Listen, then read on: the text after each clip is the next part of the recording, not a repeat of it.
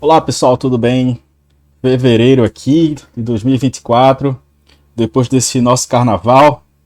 Meu nome é João Inocêncio, sou professor de vocês de Direito do Trabalho.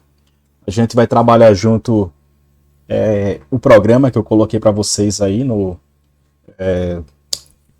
nosso Google Classroom. Essa eventualmente pode ser nosso tipo de aula, se a maioria permitir. Hoje eu não tive como comparecer, porque eu tenho um compromisso agora à noite, o qual não posso faltar. Aí daí eu estou gravando aqui essa primeira aula, até para deixar gravadinho aqui esse nosso primeiro encontro, beleza? Então, o nosso programa está aí, né? Se vocês puderem acessar, vocês vão verificar que o nosso programa ele é, de certa forma, flexível, certo? Flexível no seguinte sentido, né? A partir de cada aula, né, eu vou estar passando uma atividade, caso a aula seja remota, vou estar passando uma atividade ou não, né, dependendo da quantidade de pessoas que entram e participam no Google Classroom. Caso esteja presencial, a gente vai estar fazendo aí uma chamada, né, normalmente a gente dá um tempinho aí para o pessoal chegar, né, com o trânsito de Recife, tá uma loucura, mas a gente vai tentar sempre que possível manter a carga horária, certo? Isso daí é uma exigência, de certa forma, da nossa faculdade, para melhorar a qualidade da formação, né, dos alunos. Então, espera-se que um aluno presencial ele esteja comprometido com a questão dos horários. Tranquilo? Bem, eu sou João, sou contador, sou advogado também, tenho mestrado na área de ciência contábil e nosso tema ele vai ser bem geral, no sentido abrangente do direito do trabalho. Então a gente não vai perder muito tempo aqui com jurisprudência específica para um caso específico, né? Por exemplo, olha, como é que está a questão do pessoal que trabalha com vendas, como é que está o pessoal que trabalha na área de eletricidade, carreiras específicas. A gente vai pegar um programa aí mais amplo, de forma que a formação de vocês seja abrangente, que é o que se espera de uma pessoa que está cursando a área de ciência contábil. A gente vai fazer questão do CRC? Eu prefiro não, porque a gente está no início do curso e a hora de vocês aprenderem o raciocínio crítico é agora, na hora da aula, né? Então a pessoa que está estudando para entrar no CRC, naturalmente ela vai procurar um curso especializado, com questões mais pontuais, mas nosso trabalho na faculdade é formar bacharéis em ciência contábil, não é exatamente servir de cursinho, certo? Nosso raciocínio é que ele vai te preparar para a vida, não é para uma prova. A prova faz parte da vida, mas ela tem uma metodologia específica, ela é mais seca, né, mais sintética, e você como futuro profissional contábil, você vai precisar estar preparado aí para questões mais abrangentes que não simplesmente aquele beabá ali da prova do conselho, certo? Então, a gente tem aqui ao total 14 temas. Vamos começar aqui pela parte de princípios do direito do trabalho.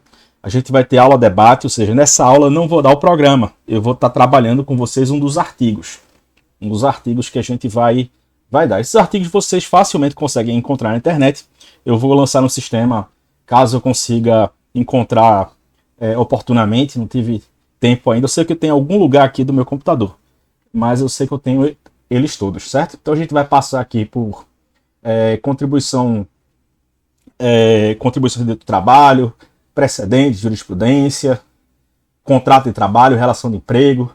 Daí a gente vai falar do empregado, do empregador, questões polêmicas como grupo econômico, relações específicas, né? A relação de trabalho, que a gente vai ter aqui a figura do estagiário, do aprendiz, que tudo isso é importante vocês saberem.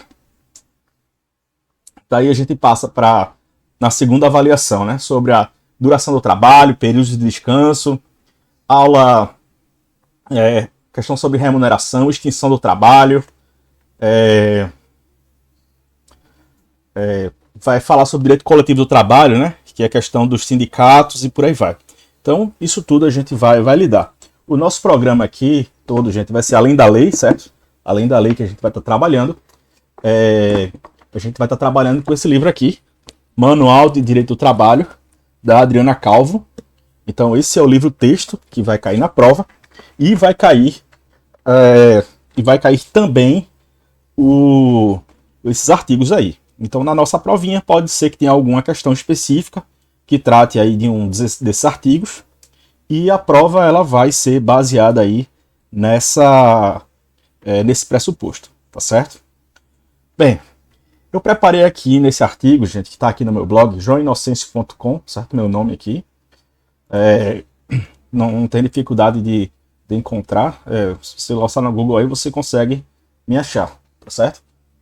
Notas introdutórias para os futuros alunos de Direito do Trabalho. São algumas questões específicas que você, que não é advogado, nem quer ser, certo? Mas você precisa saber antes de estudar Direito, certo? São algumas questões aqui polêmicas, né? Então vamos lá. A primeira coisa, né? Para a gente falar de Direito do Trabalho, a gente tem que falar o que é Direito. Então, vamos utilizar aqui uma abordagem assim mais pragmática, né? O que é que quer dizer uma abordagem pragmática? Uma abordagem prática. Uma abordagem do uso, certo? Da prática. Direito é basicamente normas que são impostas por uma autoridade e que a coletividade ela tem que seguir aquelas normas, senão ela vai ter uma sanção. Então, o que é uma sanção? Né? Uma pena. Então, caso a pessoa descumpra uma lei, vai ter uma pena. Né? É como na minha casa. Né? Se eu não fizer alguma coisa que não seja satisfatória, a minha esposa vai me dar uma reclamação. Não é verdade? Então, cada lugar tem o seu direito. O direito ele parte de questões mais específicas para as questões mais gerais.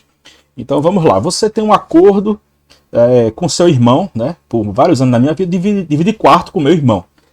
Quando eu era, naturalmente, uma criança, um adolescente, né? Ali você tem as normas de dentro de um quarto, né? Você tem ali alguns acordos de vontade. Então vocês fizeram alguns acordos lá, como por exemplo, olha, passou da hora de dormir, você não faz barulho, não acorda a pessoa que está dormindo, né? Então é um tipo de norma. Daí você parte para a norma da casa, né? Na casa normalmente tem uma pessoa que banca as contas ali, né? O pai, a mãe, o tio, o avô, né? A família hoje em dia ela é complexa, né? Mais do que era antigamente. Mas assim, toda casa você normalmente tem uma autoridade. E você deve obedecer àquela autoridade. Se você descumpriu a norma da casa, você vai sofrer algum tipo de sanção, não é verdade? Algum tipo de sanção. Veja uma coisa no seu condomínio. Se você vai lá e começa a colocar um sonzinho, né? Babau do pandeiro, de madrugada, para aquela sua vizinha de 90 anos, que né, você não gosta dela, ela vive reclamando, vive fazendo reclamação do cinto, você coloca lá babau do pandeiro, 24 horas, né, com o som lá, bota para repetir a música, sai para o carnaval engravatar, e aí quando você volta, o babau do pandeiro tá rolando lá no seu som, né? Você vai chegar na casa e naturalmente vai ter uma multa lá do síndico, né? Que ele vai aplicar uma multa lá porque você tá fazendo barulho. Isso se a polícia não vier antes, né? Por causa da questão das leis aí de zoneamento da cidade, né? Você está cometendo barulho, né? Um crime ambiental, né? Você está violando aí o dever de silêncio. Então, naturalmente, a polícia pode terminar batendo na sua porta. No direito do trabalho é a mesma coisa, mas você tem duas figuras. Você tem um contrato. Né? Você tem um contrato. Você tem um empregador e tem um empregado. Então, nesse contrato, uma pessoa paga e a outra pessoa trabalha. Né? Então, ela trabalha mediante salário. Então, você está ali prestando o seu trabalho manual, né? Você faz a sua obra. Né? Você pode ser obreiro, trabalhador, né? Laborador. E por aí vai, né? Tem vários nomes atípicos que se dão aí para quem trabalha, né? Seletista, a pessoa que presta serviço. Você presta serviço, você trabalha e faz um contrato de trabalho. Esse contrato, por regra no Brasil, não é escrito, né? Ele é lançado lá no então, o que havia era o e-social, né? A gente já tem um outro sistema agora. Então, você lança lá um sistema dizendo que contratou alguém. Algumas empresas fazem um contrato lá, né? De 1 a 2 páginas no máximo. Você assina sabendo os direitos e deveres, como usar farda, se pode ou não usar telefone. Você tem um acordo de vontades, né? Alguém quer contratar você. Até porque se você trabalhar alguém sem receber, você pode estar diante de um trabalho escravo, né? Uma pessoa que é chamada, não, vamos lá, colher laranja no interior de São Paulo. Tem gente que cai nessa ainda, né? Vai lá, vamos lá colher laranjas. Então a pessoa vai, te prometem mundos e fundos, quando você chega lá, você mora numa casa, divide com umas 40 pessoas a casa, passa o dia colhendo laranja, e aqueles 3 mil reais que eles te prometeram, na verdade, eles só pagam 1.000, porque fazem desconto de tudo, né? Descontam a casa, descontam a alimentação, desconta a passagem de avião, desconta treinamento, tudo isso é descontado do teu salário. Então aqueles 3 mil que você achava que iria ganhar, trabalhando ali de 8 às 18 colhendo laranja, você na verdade não vai colher, né? Você está diante aí de uma escravidão aí, isso quando eles pagam, né? Quando já não é num sítio lá com gente armada, proibindo o pessoal de sair. Então, nesse tipo de operação, né? Você está diante de um trabalho escravo, não é verdade? E também o empregador ele pode pagar para alguém, essa pessoa pode não trabalhar, né? É o que chamam de trabalhador ali que é desidioso, né? Preguiçoso, faz a operação padrão, faz tudo devagarzinho. Não é? Você pode estar diante de uma limitação da pessoa humana que já não consegue ali trabalhar tão bem que quando era nova, então por isso tem as limitações biológicas, ou você pode estar diante da pura, clara e cristalina malandragem. A malandragem que se dá quando uma pessoa recebe e está trabalhando ali naquela malemolência, né, que se espera. Então o direito do trabalho ele vai ter essas duas figuras, o trabalhador e o empregador, certo? Mas aí tem uma terceira pessoa. Quem é essa terceira pessoa? Essa pessoa é o Estado. O Estado juiz, como a gente chama no direito, né? O Estado juiz, ele impõe normas para as duas partes, né? Então, se o empregador estiver descumprindo algumas questões, ele vai responder. Se o trabalhador ele danificou a propriedade da empresa, cometeu algum crime, violou segredo industrial, né? Por exemplo, vendendo segredos dentro da empresa, né? Isso é crime, certo, pessoal? Isso é crime. Você não pode... Olha, eu trabalhava nessa empresa aqui se fazia da forma X ou Y determinado tipo aqui de serviço. Você pode estar diante de um crime aí que quem pratica é o empregado, tá certo? Você vender segredos industriais da empresa, né? Que de segredo não tem nada, na verdade é uma técnica, né? A forma como eles trabalham ali, como é que organiza a máquina, né? A forma como o McDonald's trabalhava, né? Que foi chamado de Speedy, né? Speed, que quer dizer veloz em inglês. Então o Speedy, como era chamado o método da McDonald's, ele foi patenteado, né? Então a forma ali como funcionava dentro da McDonald's logo no início lá, né? Das idas de 1960, né? Ela foi patenteada, né? Então aquilo que acontecia ali dentro é um segredo industrial. E assim, cada empresa ela tem sua técnica de trabalho. Então você vender isso é um crime que é praticado pelo trabalhador. Tá certo?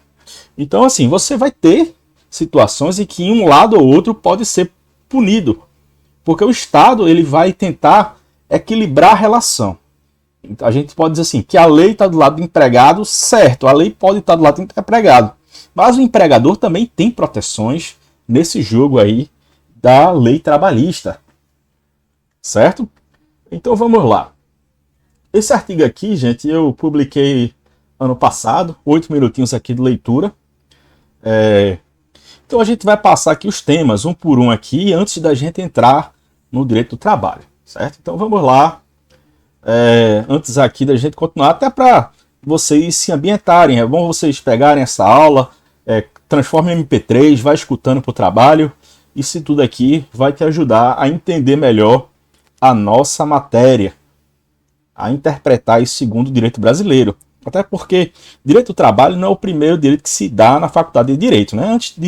Na faculdade de Direito, antes de você entrar nas cadeiras de Direito, você vê muita matéria filosófica, né? Você vê introdução ao direito, você vê filosofia, vê sociologia, para você entender o panorama maior de como a sociedade funciona até chegar na lei. Na ciência contábil, sim, a gente tem algumas cadeiras, mas é um curso muito prático, né? É um curso muito voltado para a prática. Você vai estudar muito a questão das normas, né?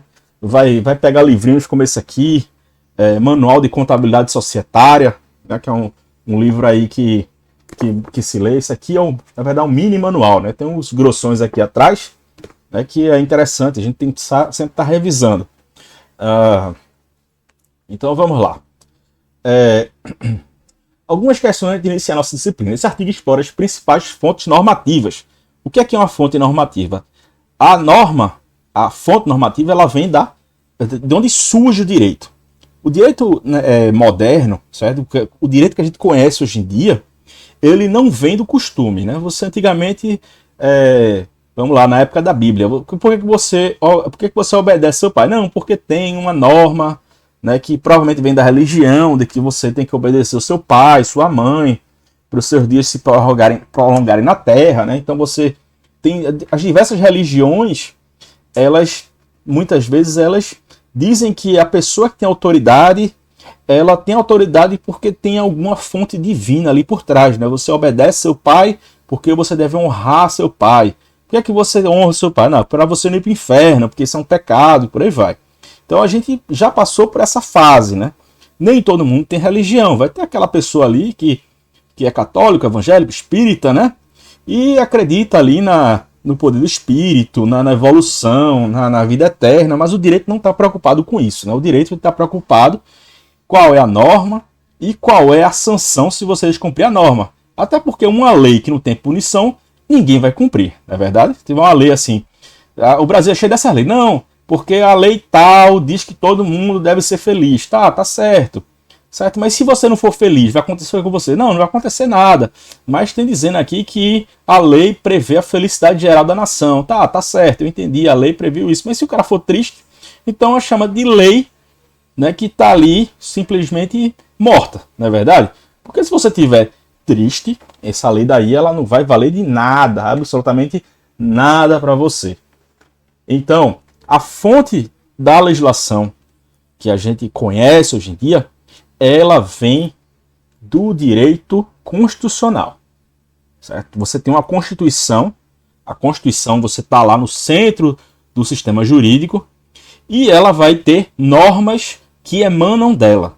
Então a Constituição diz: caberá à União legislar sobre direito do trabalho.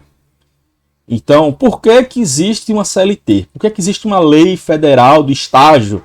Uma lei do aeroaviador, a lei do radialista, porque a Constituição diz que é uma lei federal que deve legislar sobre direito do trabalho. Então o que essa lei vai dizer? Essa lei vai dizer Y, X, Z, ela vai regulamentar, mas tudo vem da Constituição. A Constituição ela diz, cabe à União, né? Cabe à União, cabe ao Estado Federal, cabe a Brasília, mais especificamente falando, o Congresso Nacional, para Brasília. Então Brasília ali das câmaras da Câmara Federal e do Senado, né? Tem aquelas duas pontinhas, uma para baixo, né? Uma para baixo, tá para cima assim, né? A Câmara é para cima, o Senado é para baixo, né? Então você vai ter ali naquelas conchas ali a deliberação, vai ser mandado um documento, o presidente sanciona, se não sancionar, volta para o Congresso, derruba o veto e vira a lei do mesmo jeito. Então, a gente vai estar diante aqui de uma legislação federal.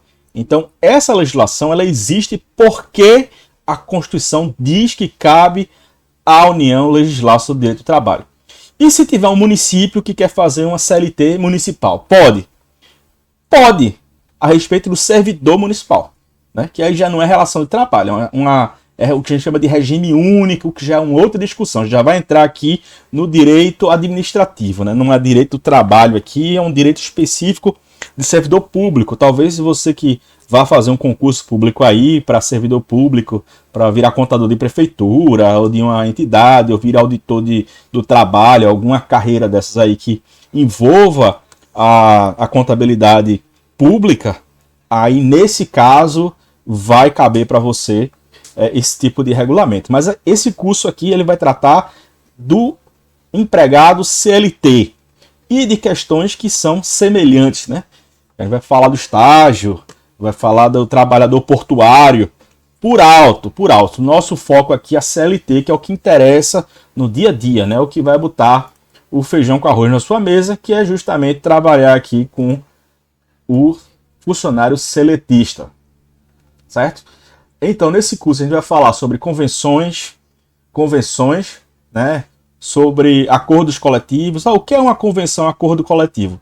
Ele decorre da própria legislação. Então você tem a Constituição no meio, você tem a CLT e você tem os acordos coletivos, porque a CLT ela prevê que o sindicato, né, vai ter algumas atribuições. Então o sindicato tem algumas atribuições, dentre eles o direito sindical. Então o sindicato dos trabalhadores vai conversar com o sindicato dos funcionários, vão fazer ali um acordo, né, vão dizer, olha, vamos prever aqui em ticket de alimentação, funcionário, auxílio creche, auxílio óculos, auxílio funeral. Esse tipo de norma vai estar previsto ali na convenção, que não é uma lei, mas ela produz uma regra entre as partes. Então, a Constituição aqui, a CLT aqui e o acordo coletivo aqui. Quer dizer que a CLT está acima da lei? De certa forma, sim. Por quê? O que é combinado entre o sindicato dos empregadores e dos empregados, caso ele não contrarie a Constituição e caso ele disponha de direitos que estão na CLT, né, que eles regulem ali uma forma de pagamento. Olha, ao invés de trabalhar 8 horas, né, com intervalo de 2 horas, por que a gente não trabalha aqui 8 horas com intervalo de 1? É possível isso acontecer? Né? É possível isso acontecer? Sim ou não? Então, existe ali várias convenções que prevêem, olha, caso você tire 1 hora só de almoço, você larga 1 hora mais cedo. Tem gente que prefere, olha, prefiro não ter intervalo, trabalhar direto 7 horas, né, não ter nenhum tipo de intervalo e ir para casa mais cedo. Vai ter gente que vai pensar assim. Então a lei, ela dá um limite mínimo, que é 1 hora, certo? E tem o limite máximo, né, que é 2 ali, né? Passou de 2 horas, aí já vai para a conta do empregador, né, pagando hora extra. Então, você vai conversar ali, os sindicatos eles vão conversar entre si e vão fechar ali um acordo que seja vantajoso para as duas partes, certo? Então vamos lá. O que é uma Constituição e qual a importância do direito do trabalho? A Constituição ela está no meio, tá no meio e no topo. Por quê? No topo porque ela está acima do sistema jurídico. A Constituição está acima de tudo que tem embaixo, certo? E ela está no meio porque dela emanam todas as normas, certo? Todas as normas. Então ela está no meio de todas as normas. Então a Constituição ela diz que a União vai legislar sobre o direito do trabalho. A União legisla, faz uma lei trabalhista, faz uma reforma trabalhista, faz uma lei complementar que trata do serviço doméstico. Então esse tipo de situação que está na Constituição, que ela prevê. A Constituição ela vai dizer, legisle, né? Faça a lei. O Congresso diz, aqui está a lei. E da lei podem vir outras situações.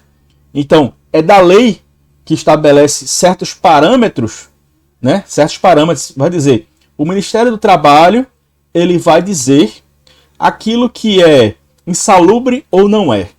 Então, o Ministério do Trabalho, né?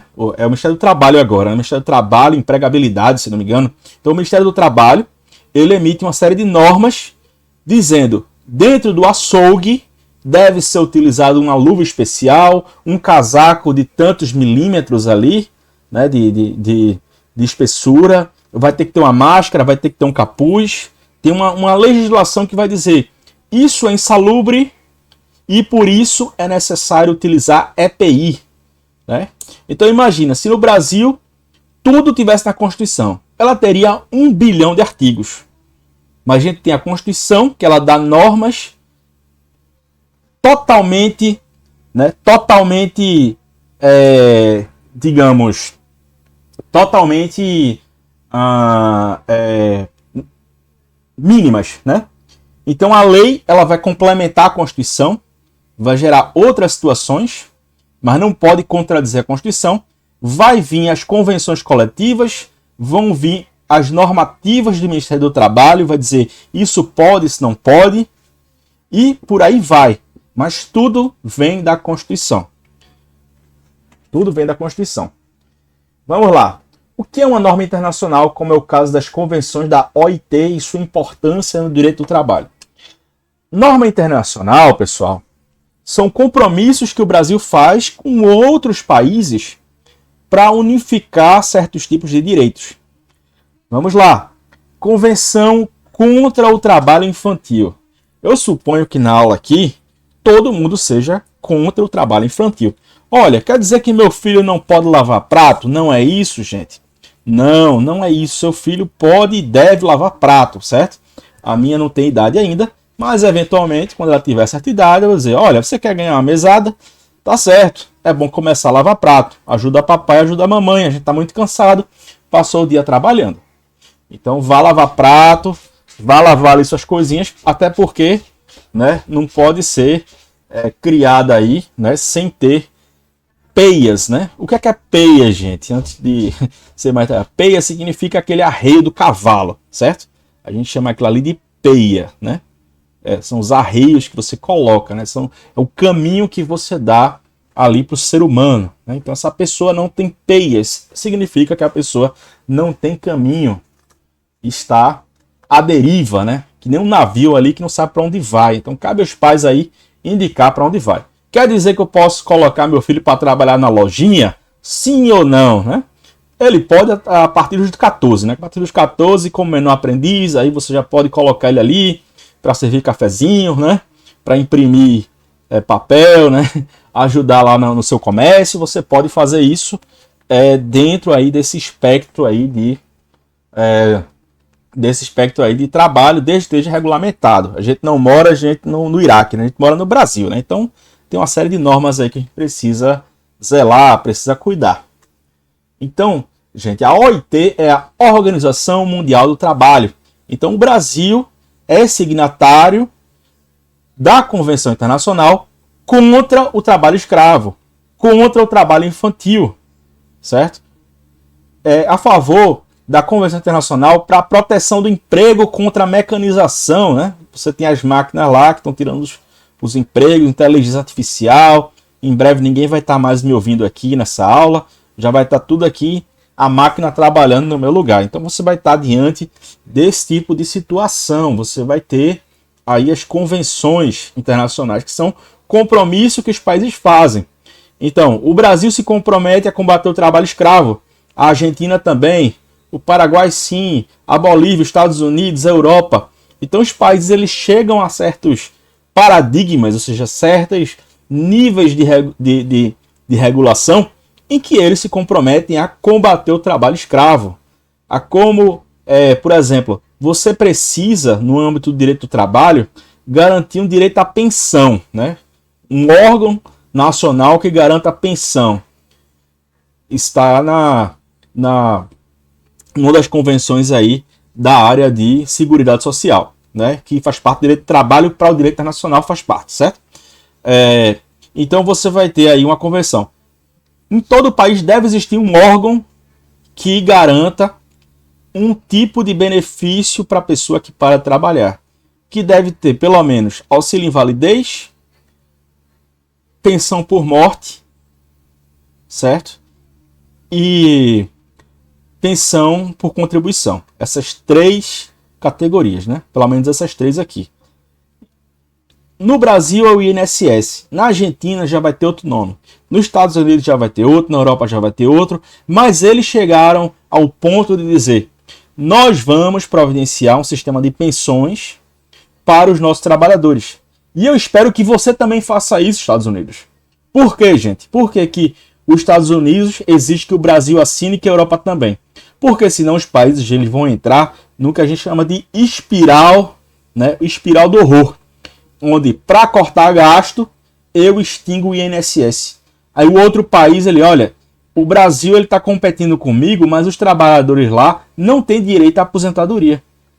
Isso é muito ruim para a nossa economia. Então vamos também tirar um órgão nosso aqui para nossos salários descerem, para a gente conseguir competir com o Brasil. Então é para isso que serve a lei, tá, gente? Não é porque o pessoal é bonzinho, não.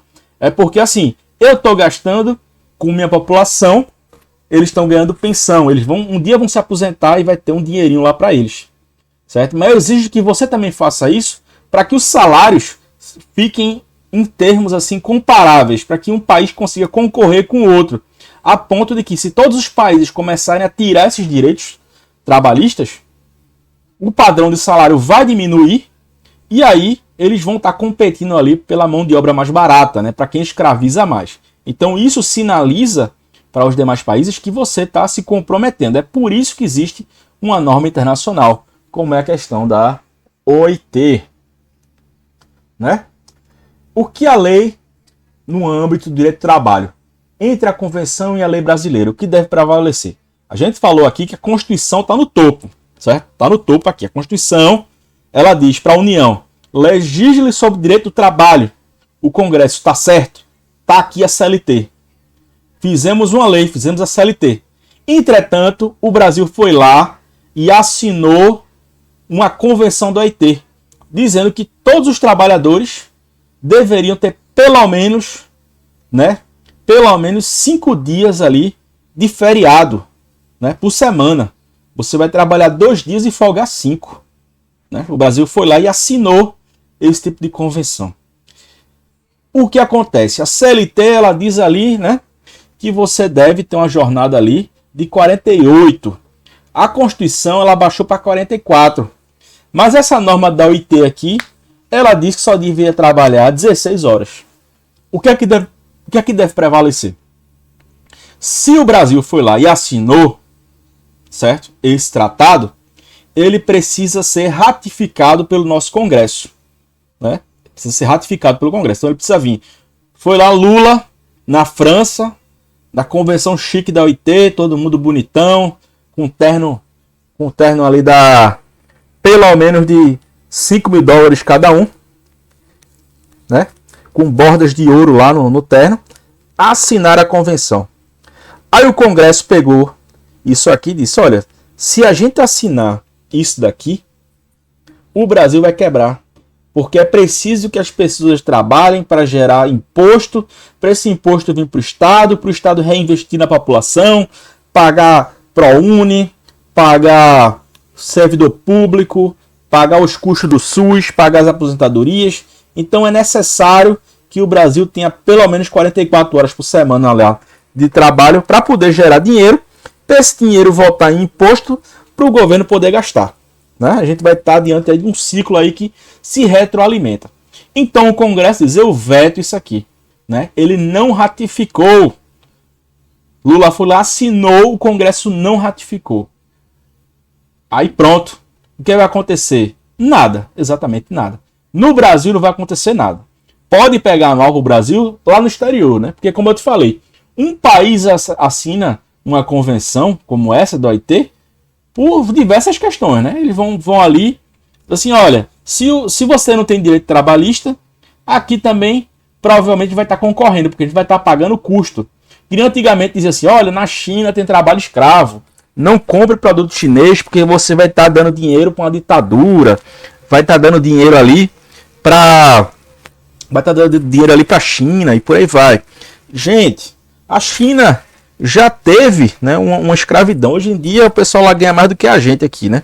O salário médio da classe média lá é $2.000 na China, né? Então, enquanto o Brasil aqui, a grande maioria está ganhando um salário mínimo, na China, um chinesinho lá está fazendo 12 mil, né? 12 mil reais.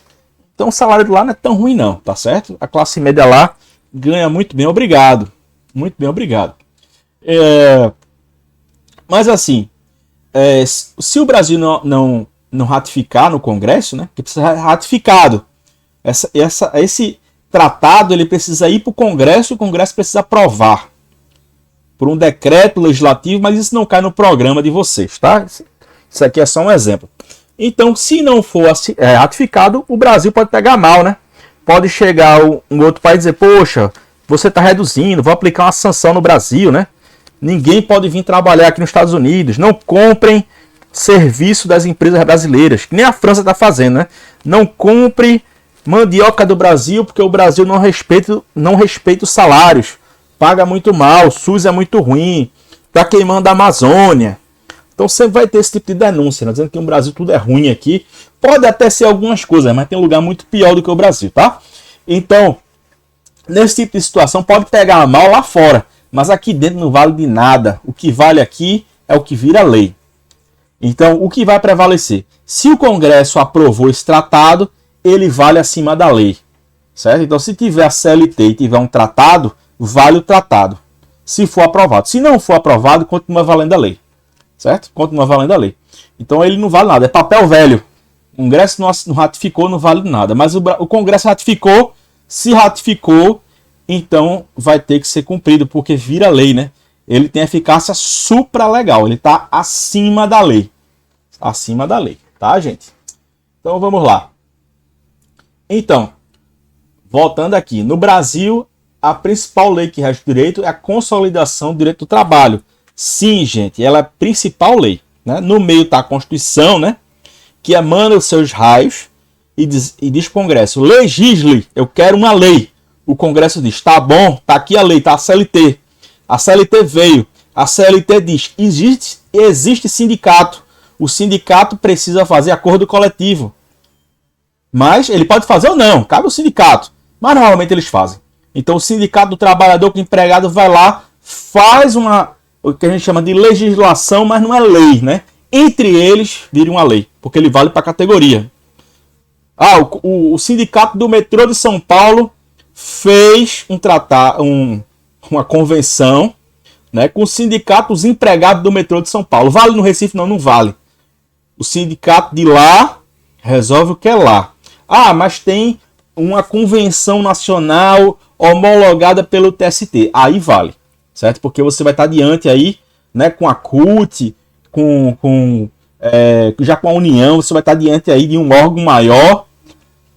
Está diante de um órgão maior, né, com as federações de indústrias e as confederações de indústrias, né? A gente vai ver tudo isso em direito sindical, vai entender como é que funciona isso. Então, mas o sindicato do metroviário de São Paulo vale lá em São Paulo. Aqui em Recife vale o sindicato do metroviário aqui de Recife. São, né, dois locais, duas normas diferentes. A gente chegou aqui. O que é um precedente judicial? Precedente judicial. Precedente é tudo que veio antes, né? Então, o meu direito, né? O meu direito, ele existe ressalvado o seu. Então, na minha casa, né, eu posso aqui ter as minhas regras, né? Eu tenho a hora de acordar, a hora de dormir, aqui eu que faço as regras. Mas na sua casa manda você. E eu não vou encher o saco da tua casa e nem você vai encher o saco da minha, né? Então você tem aí duas casas diferentes, cada um com suas regras internas, certo? Mas caso a gente vá para a justiça, porque eu coloquei Babal do Pandeiro para rolar durante todo o final de semana, no caso de Babel do Pandeiro, eu estou descumprindo uma série de normas, né? Estou descumprindo as normas da minha casa, porque nem minha esposa merece ouvir Babal do Pandeiro, nem o vizinho, nem a comunidade e nem ninguém, certo? Babal do Pandeiro para quem gosta de Babal do Pandeiro. Mas aí eu coloquei e fui para Gravatar passar o fim de semana lá. Quando voltei, tava rolando ainda Babal do Pandeiro, tava uma multa, tava o som quebrado, porque a polícia pedalou minha porta e quebrou meu som e por aí vai. Então você está diante de uma série de situações em que houve uma violação de direito. Nessa violação, normalmente passa pelo Poder Judiciário, né? Uma disputa entre um eletricitário e o grupo Neoenergia, né? A antiga CELP. Ele vai para a justiça, porque diz: CELP, você não está pagando aqui o meu adicional de periculosidade. Você deveria estar me pagando aqui, porque eu estou subindo no poste e estou usando luva médica, certo? Aquela luvinha branquinha ali, que quando você vai tirar sangue, a enfermeira coloca, né? Aquela bem fininha assim, né? Para colocar sangue ali. Poxa, infelizmente, essa não é o tipo de luva que se espera que seja utilizada por um eletricitário, por um eletricista, né? Que é a pessoa que sobe ali no poste e corre o risco de vida. Então ele vai lá, cobra o auxílio periculosidade e ainda pede a aplicação de uma multa que está na convenção da categoria, que diz que cabe ao empregador, certo? Cabe ao empregador fornecer material de proteção, incluindo aquela luvinha lá que protege da alta tensão, né? E que tem validade, tá, gente? Esse tipo de luva tem validade. Então você não pode utilizar uma luva lá ad infinitum, né? Para sempre. Você deve utilizar ali por alguns meses, que é o tempo que você que tá na validade. Depois disso você tem que jogar fora, sacudir no mato aquilo ali, que aquilo ali pode matar uma pessoa, e pegar uma nova, né? A empresa deve fornecer uma luva nova para você não morrer de choque. Então a pessoa vai para a justiça e a CELP perdeu. aquela sentença que condenou a CELP em pagar a tua periculosidade, pagar a multa que está prevista na convenção da categoria. Sim, gente, quando você entra na justiça, você pode pedir, inclusive, que a outra parte ela pague a multa e a multa seja revertida para o trabalhador. Tá? Então, assim, olha, tem aqui a multa que, caso haja descumprimento, deve ser pago meio salário da categoria ou meio salário mínimo. Isso depende muito da convenção. Tem convenção que tem multas mais pesadas, outras que tem multas menores e outras que não tem multa nenhuma. Né? Se não tiver multa nenhuma, para que convenção? Não é verdade, gente? Porque se existe o direito, direito sem punição é papel velho, não vale de nada, né? Como aquela lei lá que eu falei, que ninguém poderia ficar triste. Ou uma lei da Itália, que ninguém pode morrer, é proibido morrer porque não tem vaga no cemitério, não tem coveiro, não tem quem enterre. Infelizmente teve gente que descumpriu. E aí o que aconteceu? O cara morreu. Como é que tu vai punir uma pessoa que morreu? Olha, eu vou te punir te aplicando uma multa. Boa sorte. A pessoa morreu ali, não tem eficácia. Então direito só é direito se tiver punição. Certo? Vai aquela máxima lá do camarada Mao Tse-tung, lá da China, né? Mao Tse-tung, ele dizia: todo poder emana do cano de uma arma, e quando o partido tiver todas as armas, ele terá todo o poder. Uma frase aqui esquerdista, né? Esquerdista. Depois eu falo uma frase que não seja esquerdista, né? Porque a gente tem para todos os gostos aqui. Certo, gente? Então, ele dizia isso. Isso é a mais pura verdade. Todo o poder vem da punição. Todo o poder vem do cano de uma arma, porque o Estado ele tem a violência legítima. Quer dizer que quando o Estado prende alguém, né, por força da lei penal, você matou, você vai preso. Você roubou, você vai preso. Você difamou, o Estado também pode te prender porque você difamou uma pessoa, acabou com a honra dela. Então você deve ser punido. Então o direito, ele vai dizer que existe punição. Se o direito não tem punição, ele não vale de nada. Não vale de nada. Papel velho. Então vamos lá. O precedente é o que, gente? O precedente é a sentença que o juiz vai emitir. Então, existe uma causa em que alguém já ganhou. Então, quando eu entro com a causa, como advogado, eu vou dizer: o juiz tal julgou dessa forma. Ou então o tribunal tal já julgou dessa forma. Eu queria que você, juiz, copiasse aquele precedente. Que nesse caso daqui, você utilizasse aquele precedente da outra causa. Então veja esse precedente aqui. Veja só, o seu colega julgou assim. Ou muitas vezes o mesmo juiz. Assim, doutor, no caso do Zezinho, trabalhista, você deu esse direito aqui.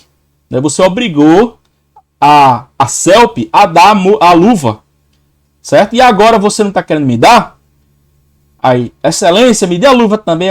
Aí a excelência diz: olha, realmente, no caso de Zezinho aqui, eu dei a luva porque ele era eletricitário. Você não era eletricitário. Realmente, você trabalhava na CELP.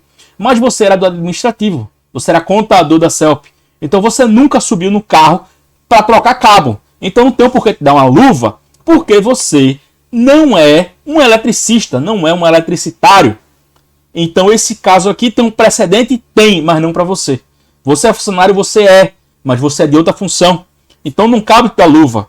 Olha, meu pedido aqui você não deu, não, mas você é motorista de caminhão que leva o cara que vai trocar o fio. Se você é o cara do caminhão que só vai dirigir para o cara trocar o fio, então você não tem por que receber luva. Então existe um precedente, existe, mas não para a sua causa aqui. Então o precedente é isso, são as causas que vieram antes de você. Todo precedente é jurisprudência, né, que está na moda. Não, porque tem uma jurisprudência. Jurisprudência, gente, é quando existe uma série de precedentes que vai dizer: toda pessoa que é eletricitário, que troca cabo do fio, ele precisa ter uma luva, porque a lei manda ele utilizar um EPI. Se não der o EPI, você vai pagar dano moral, vai pagar a multa que está prevista na convenção, vai pagar alguma coisa, certo? Você vai ser obrigado a dar luva. Caso você tenha tirado do seu próprio bolso para comprar a luva, o juiz manda te reembolsarem, certo? Ah, e caso não reembolse, realmente, se a pessoa for do administrativo, nunca tiver subido no poste, comprar do próprio bolso a luva e depois querer na sentença, não vai rolar, gente. Não vai rolar. Porque você nunca precisou da luva, meu amigo. Se você comprou a luva, porque quis, que você nunca subiu no poste. Mas caso o eletricitário que sobe no poste tinha comprado a luva do próprio bolso para não morrer, ele vai ser ressarcido. Aquela mulher que era atendente da C&A, que era atendente da loja de burguês, lá no shopping, né? Loja de rico e tal. Poxa, você tem que trabalhar, precisa comprar farda, né? Você vai comprar farda lá, a empresa vai descontar do seu salário, tá certo, ok.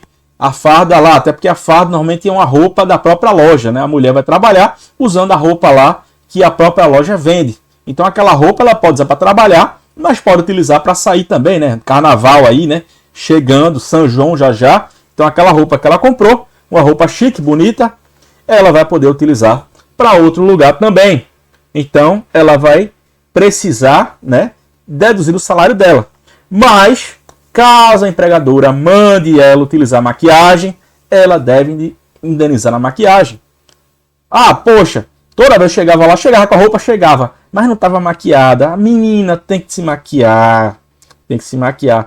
Agora, ó, não é maquiagem barata não, certo? Nessas coisas chinesas não. Tem que ser maquiagem coreana, japonesa, francesa. Uma coisa chique. Deve usar perfume Louis Vuitton, né? Uma loja de alto luxo ali, né? Até o perfume tem que chegar de bolsa da Louis Vuitton e o perfume da Louis Vuitton e tudo da Louis Vuitton. Aí então, o que vai acontecer? Caso, né, a pessoa ali ela tenha que comprar para poder trabalhar, é considerado farda e vai ter que ser indenizada, né? Porque o empregador exigiu que aquela pessoa utilizasse aquele tipo de material, tá, gente? Então, isso aí pode ser considerado um precedente judicial, mas jurisprudência é quando uma série de casos da luvinha ou uma série de casos da maquiagem chega no tribunal, daí o tribunal vai fazer um julgamento de causa repetitiva, né? Um IRDR, incidente de causas repetitivas, né? Então, esse tipo de causa do IRDR, ele vai constituir um acórdão que vai servir para vários casos.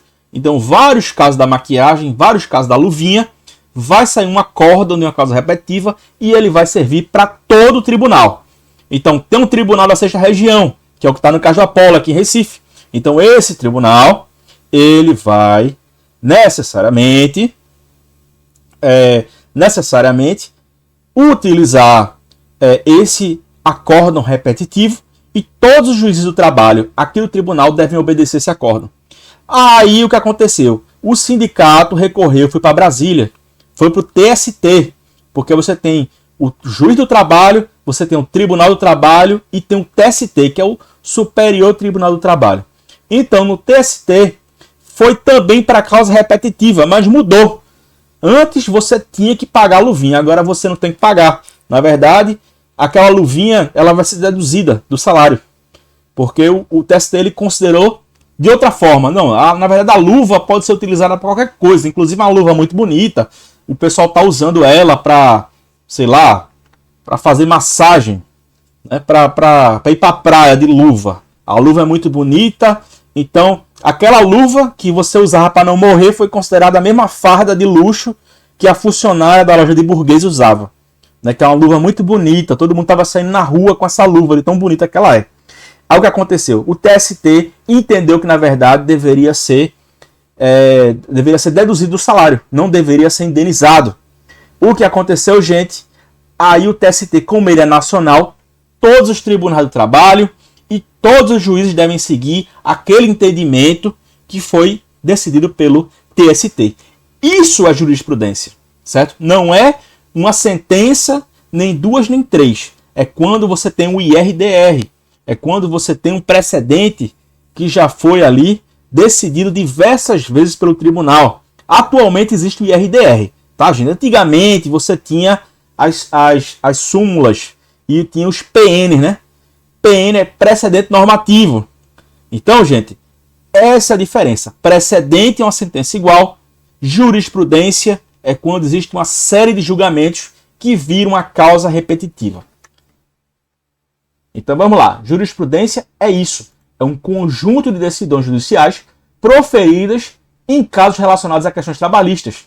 são emitidas por órgãos como o Tribunal do Trabalho, Cortes Superiores ou Tribunais Supremos, que estabelecem interpretações e orientações sobre a aplicação da lei trabalhista em situações específicas. Então, o caso da farda da mulher de luxo, que pode ser deduzida, foi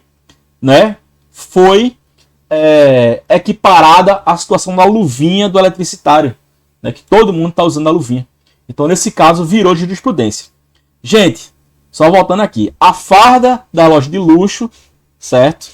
A farda da loja de luxo, ela pode ser deduzida, tá? Mas a luva não. A luva a empresa tem que indenizar, tá, gente? Então, assim, só puxando um pouco para a realidade. Mas deu para entender, né? A gente está diferenciando o que é uma coisa e o que é outra. Pronto, a gente já explicou a diferença de precedente e de jurisprudência. O que é uma súmula ou enunciado de súmula? Súmula é um enunciado, ou seja, são poucas palavras que dizem muita coisa. Mas isso, gente, vamos deixar para a próxima aula aqui, que vai terminar esse assunto. E até a próxima. Por enquanto, leiam isso aqui para na próxima aula a gente terminar e já começar o primeiro tema, que é princípios de direito do trabalho. Então, pessoal, valeu, até a próxima.